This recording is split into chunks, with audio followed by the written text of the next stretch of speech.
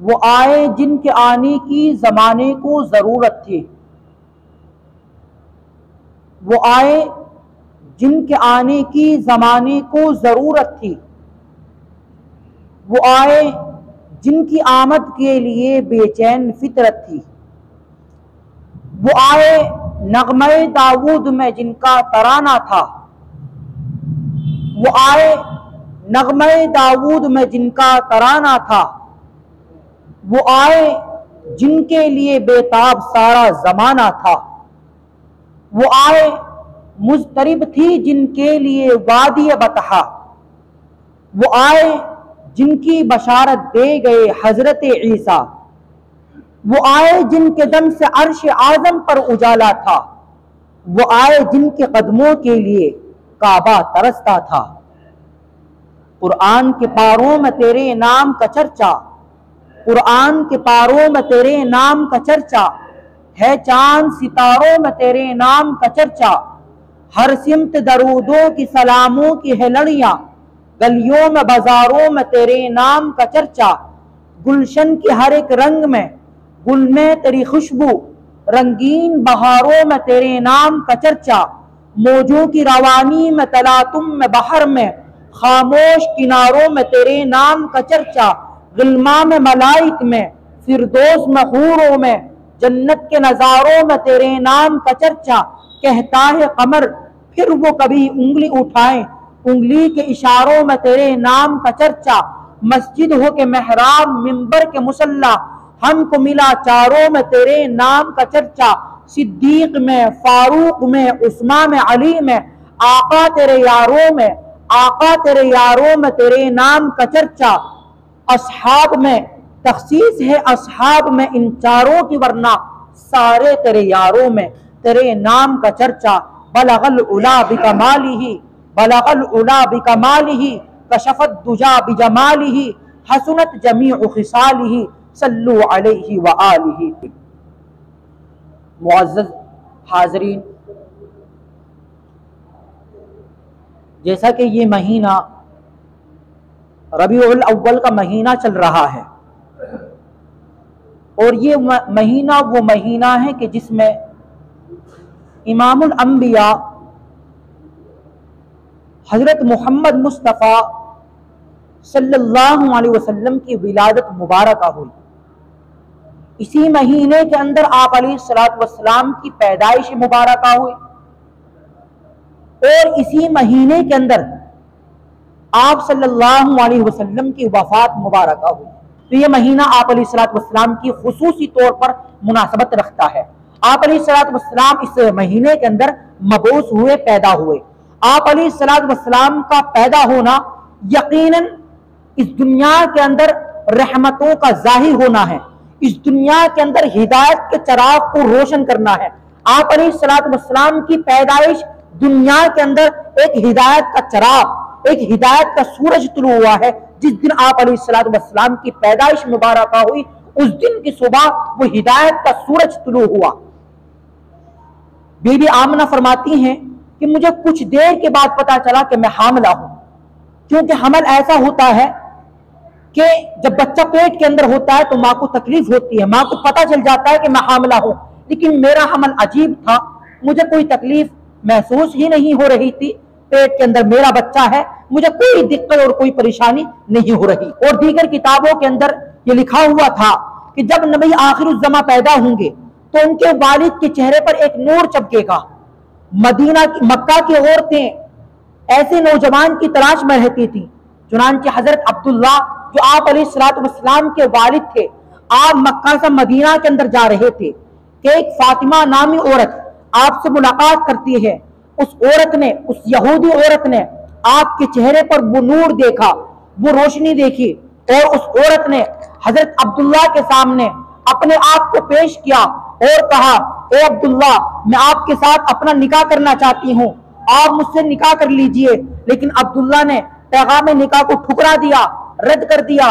उस औरत ने अगला पैगाम भेजा, आप मेरे साथ जिना कर लीजिए, आप मेरे साथ मेरी ख्वाहिश को पूरा कर लीजिए। लेकिन फातिमा नामी औरत के इस जवाब को भी हजरत अब्दुल्ला ने ठुकरा दिया कि मैं जिना नहीं कर सकता। चुनांचे उस औरत की बात को आपने ठुकरा दिया। आप मदीना के अंदर पहुंच गए।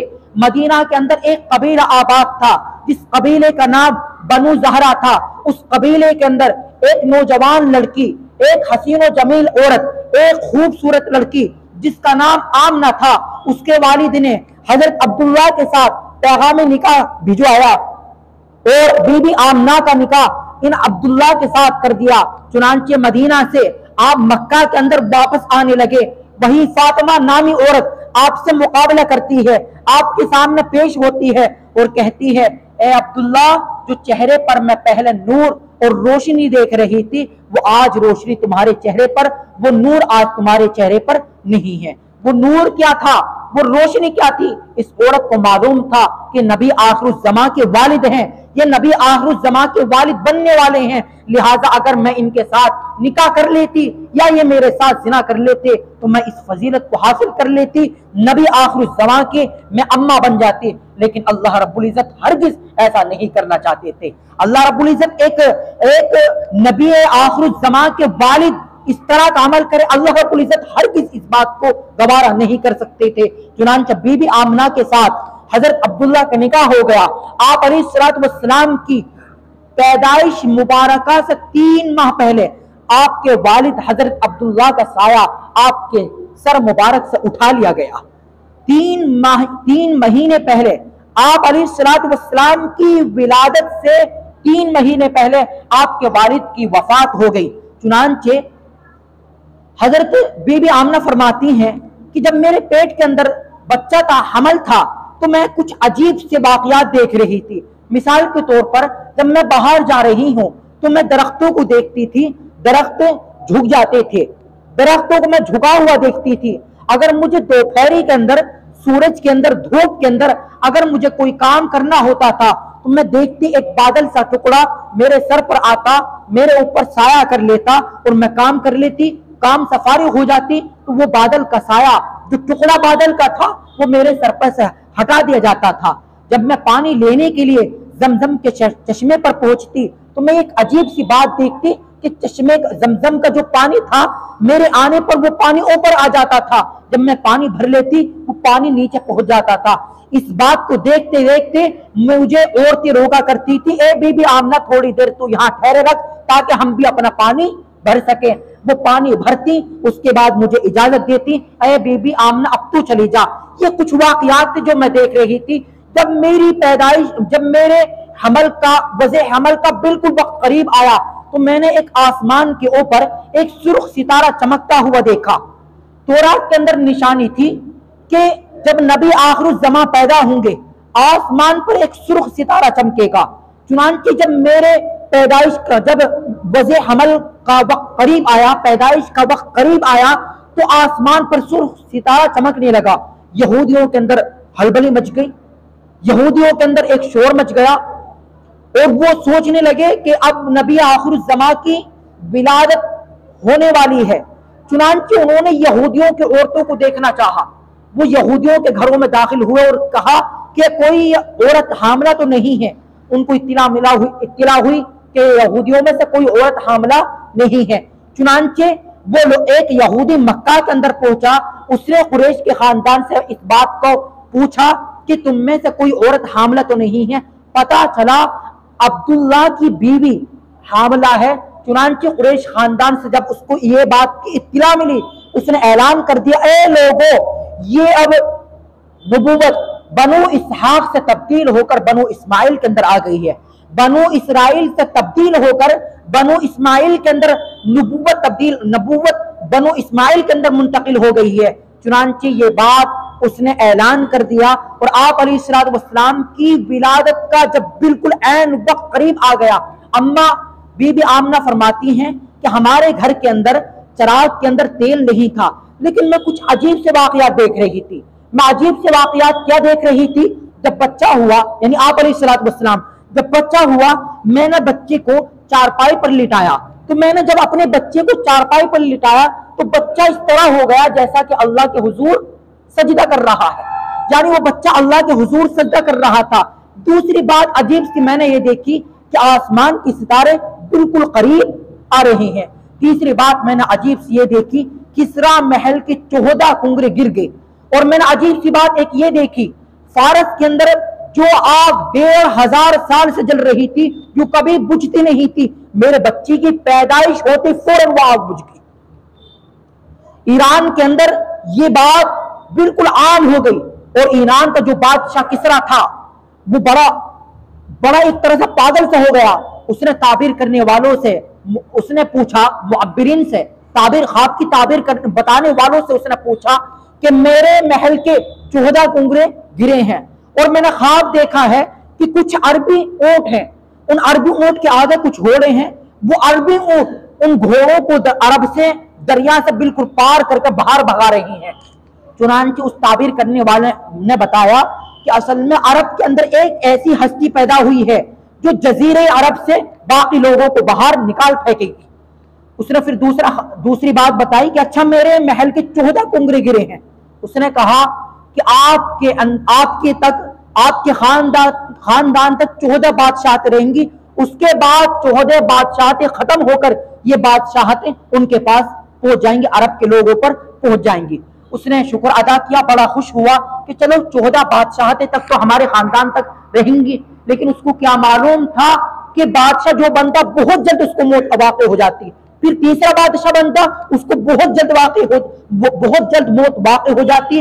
और इस तरह 14 बादशाहतें खत्म हो गई और हजरत उस्मान गनी रजी अल्लाह ताला अन्हु के दौर खिलाफत के अंदर ये किसरा का ताज तख्त मुसलमानों के हाथ आया। अल्लाह ने हजरत उस्मान गनी के दौर खिलाफत के अंदर किसरा का ये ताज तख्त मुसलमानों के हाथों अता फरमाया। किसरा के महल के 14 कुंगरे गिर गए, फारस की आग बुझ गई। ये हजरत बीवी आमना वाक़ई देख रही थी जो बिल्कुल अजीब से वाक़यात पेश आ रहे थे। चुनांचे जब 7वां दिन आया, नाम रखने की बारी आई, ए आमना तुमने कुछ नाम सोचा? नाम क्या सोचूं, लोगों ने नाम सोचने ही नहीं दिया। जो भी आता बच्चे की तारीफ ही कर रहा है, बच्चा ऐसा है वैसा है। हमने पूरे मक्का के अंदर ऐसा बच्चा, खूबसूरत ऐसा बच्चा कोई नहीं देखा। कि हाँ आमना तू ठीक कह रही है, क्या तारीफ पूरे मक्का के अंदर हो रही है, चलो हम इसका नाम मोहम्मद ही रखते हैं। मोहम्मद ये इसमें मफऊल का सीगा, मोहम्मद माने है तारीफ किया गया, जिसकी तारीफ कायनात करे मोहम्मद। ये इसमें मफऊल का सीगा जिसके माना सारी कायनात जिसकी तारीफ करे। ए आमना हर इंसान इसकी तारीफ कर रहा है, मैं बाहर देखता हूं ये तब भी इसकी तारीफ। और ऐसा खूबसूरत बच्चा ना मैंने मक्का में देखा ना मदीना में देखा। मेरा सफर शाम तक भी होता है, मुल्क शाम तक भी मैंने ऐसा खूबसूरत बच्चा नहीं देखा है, लिहाजा मैंने इस बच्चे का नाम मोहम्मद रखा। आपका नाम अब्दुल मुत्तलिब ने आपका नाम मोहम्मद रख दिया। ताइफ के करीब एक गांव आबाद था, उस गांव के अंदर एक कबीला था बनु साद। बनु साद की औरतें मक्का के अंदर आती थी, उन औरतों की मिकदार 10 थी। वो बनु साद कबीले की 10 औरतें, यह गांव था। ताइफ के करीब एक गांव आबाद था जिसमें बनु साद कबीले की 10 औरतें मक्का मुकर्रमा में आती ताकि शहरी बच्चे को ले जाकर गांव ले जाएं और वहां की आबो हवा वहां अच्छी तरह परवरिश करें ताकि बच्चा गांव की फिजा भी देख ले।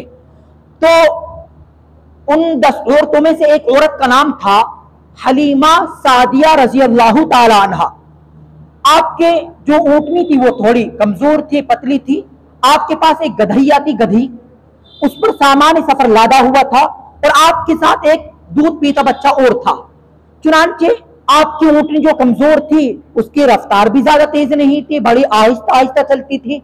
उन औरतों ने 1, 2, 3 बार तो उन्होंने इस हजरत हलीमा का इंतजार किया, लेकिन जब आपके बारी आई तो उन्होंने साफ कह दिया, ए हलीमा देखो मैंने तुम्हारा 2-3 बार इंतजार किया, हमें देर हो जाती है मक्का पहुंचने में, लिहाजा आप पीछे आ जाना, हम जा रही हैं। ये 9 औरतें मक्का पहुंच गई।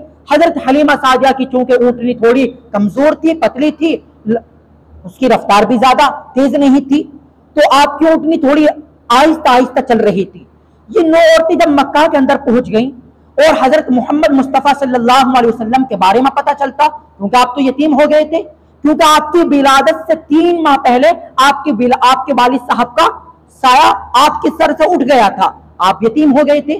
क्योंकि यतीम उसको कहते हैं कि जिसके वालिद का साया उसकी बुलूगियत से पहले उड़ जाए। तो आप अलैहिस्सलाम की विलादत से 3 माह पहले आपके वालिद का साया उड़ चुका था। तो जब वो सुनती कि देखो ये बच्चा तो यतीम है और जाहिर है हम इस बच्चे की अच्छी तरह परवरिश करें तो हमें तो ज्यादा अच्छा फल मिलेगा नहीं हमें हमारी मेहनत का, क्योंकि बच्चा यतीम है तो हम तो अमीर का बेटा लेंगे। अब जब ये बात अम्मा आमिना सुनती तो उनके दिल पर एक गम सरक जाता। वो सोचती होंगी कि काश आज अब्दुल्ला होते, मेरे बेटे के हाथ की उंगलियां पकड़कर वो बाजारों के अंदर घुमाते, इसके लिए खिलौने लाते। लेकिन उस आमना को क्या मालूम था कि ये वो हस्ती हैं कि जिनके लिए अल्लाह रब्बुल इज्जत आसमान के चांद को खिलौना बना देंगे। ये वो हस्ती हैं कि अगर इनका दिल चाहेगा घूमने के लिए तो अल्लाह रब्बुल इज्जत इनको घुमाने के लिए, सैर कराने के लिए अपने अर्श आजम पर बुला लेंगे, मेराज पर बुला लेंगे। ये वो हस्ती हैं कि जिनको अल्लाह रब्बुल इज्जत दुनिया ही के अंदर शाही अता फरमा देंगे। चुनांचे उन औरतों ने हजरत मोहम्मद सल्लल्लाहु अलैहि वसल्लम को यतीम जानकर, आपको यतीम समझकर छोड़ दिया और हजरत अम्मा आमिना के आंखों से आंसू जारी थे। क्यों? गम था कि मेरे बच्चे को कोई औरत ले जाने को तैयार ही नहीं है। इतने में ही हलीमा सादिया रज़ी अल्लाह ताला अन्हा आ गई। चुनांचे जब उनको पता चला एक बच्चा रह गया है और वो बच्चा भी यतीम का बच्चा है, उन्होंने सोचा कोई बात नहीं, यतीम का बच्चा है, जरा मैं उस बच्चे का चेहरा तो देख लूं, उस बच्चे का दीदार तो कर लूं। चुनांचे आप अलैहिस्सलाम के चेहरे मुबारक पर चादर डाली हुई थी। आपके चेहरे मुबारक से चादर को हटाया तो आप अलैहिस्सलाम मुस्कुराए। आपकी मुस्कुराहट के अंदर वो मकनातीसियत थी, वो जाज़बियत थी, वो इंजिज़ाब था, वो कशिश थी कि हजरत हलीमा सादिया अपना दिल ही दे बैठे। अपने शोहर से कहने लगी देखो बच्चा यतीम तो है, हमें ज्यादा फीस तो नहीं मिलेगी, इनाम तो ज्यादा नहीं मिलेगा, लेकिन बच्चे की मुस्कुराहट मेरे दिल को तसल्ली दे दिया करेंगी, लिहाजा मैं इस बच्चे को लेकर जाऊंगी।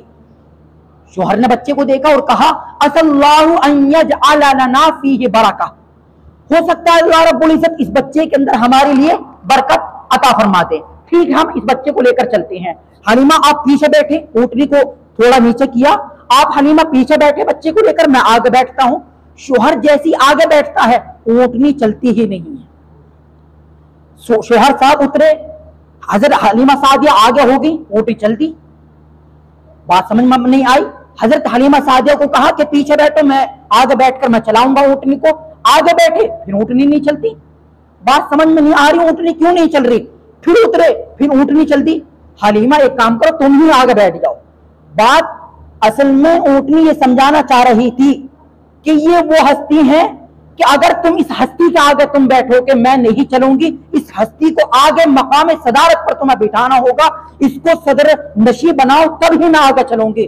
चुनांचे आप अलैहिस्सलाम को आगे बिठाया गया।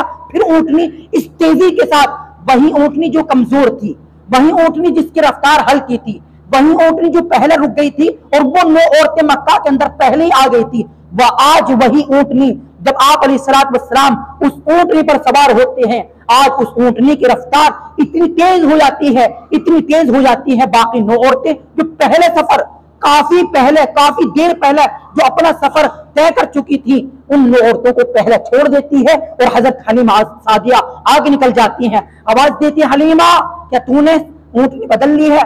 कहा मैंने ऊँटनी नहीं बदली, लेकिन ऊँटनी का सवार को बदल लिया है। सुभान अल्लाह। हलीमा सादिया कहती हैं फिर मेरे पिस्तानों के अंदर दूध भी आ गया, हम घर के अंदर पहुंचे, हमारी बकरियों के थनों के अंदर भी दूध आ गया, हमने उन बकरियों के थनों से अपने घर के सारे बर्तन को भर लिए और मुझे अपने शोहर की वो बात याद आई जो मेरे शोहर ने कहा था, असल्लाहु अन यजअल लना फीहि बरका, हो सकता है कि अल्लाह रब्बुल इज्जत में हमारे इस बच्चे के अंदर अल्लाह रब्बुल इज्जत बरकत अता फरमाए। वहां पूरे उस ताइफ के उस गांव के अंदर हजरत हलीमा सादिया के इस बरकत का पूरे उस गांव के अंदर शोर मच गया। और आगे और अजीब बात हुई। अजीब बात क्या हुई? शीमा से कहने लगी, एक दूध पीती बच्ची थी शीमा, हजरत हलीमा सादिया की। शीमा से कहने लगी, ए शीमा बकरियों को आप चराने के लिए जंगल ले जाओ। तो शीमा कहने लगी, अम्मा बकरियां बहुत ज्यादा है, मैं अकेली हूँ, मैं कैसे इन बकरियों को अकेला कैसे संभालूंगी, मैं तो नहीं जा सकती। तो हलीमा सादिया ने कहा, देखो तुम्हारे वालिद साहब बूढ़े हैं, वो भी नहीं जा सकते, कोई भाई भी नहीं है। कहा भाई है तो सही मोहम्मद, इस मोहम्मद को मेरे साथ भेज दो, मैं इसके साथ जाऊंगी। वो हलीमा सादक कहने लगी, बेटा मोहम्मद बहुत छोटा है, दूध पीता बच्चा है, इसको ले जाकर क्या करोगी? कहा अम्मा असल में एक बार जब मैं मोहम्मद को लेकर गई थी अपने भाई को, मैंने अजीब ये बात देखी कि उस दिन बकरियों ने सबसे पहले चर लिया और जो भी बंदा जाता था मेरे मोहम्मद भाई के चेहरे को चूमता था और कहता था कि ये कोई बड़ी हस्ती है, और सारी बकरियां चरकर मेरे मोहम्मद के चेहरे को देखती थी, लोग भी मेरे मोहम्मद के चेहरे को देखते थे, लिहाजा मैं अपने भाई मोहम्मद को साथ लेकर जाऊंगी।